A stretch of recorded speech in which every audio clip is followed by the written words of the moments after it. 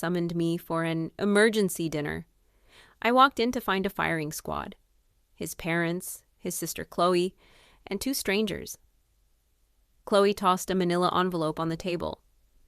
Photos, me at a hotel bar with a man in a suit laughing, then heading towards the elevators.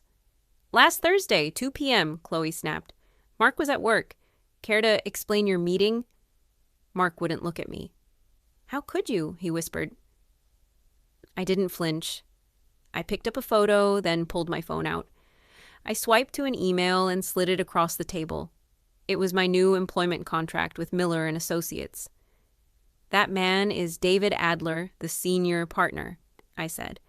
"The 14th floor is their temporary satellite office while their building is under renovation. I started Monday. I was going to surprise you with the news that I'm making double my old salary." The room went dead silent.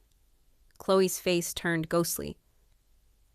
I didn't know you were job hunting," Mark stammered. "I told you about the interview 3 weeks ago," I said. "You said you were too tired for work talk, so I stopped sharing." I looked around at the table, at the people who had spent an hour conviction testing me before I even arrived. Nobody apologized. "We were just protecting him," his mom finally muttered. "It looked suspicious." "It looked like a woman going to work," I countered. I stood up. Mark reached for my hand, suddenly smiling. "Sarah, wait, this is great news. Let's celebrate." I stepped back. "There's nothing to celebrate. You sat here and let them shred my character for an hour. You didn't call me. You didn't defend me. You just waited to watch me crawl." "You're being dramatic," Chloe yelled as I walked toward the door. "It was a mistake."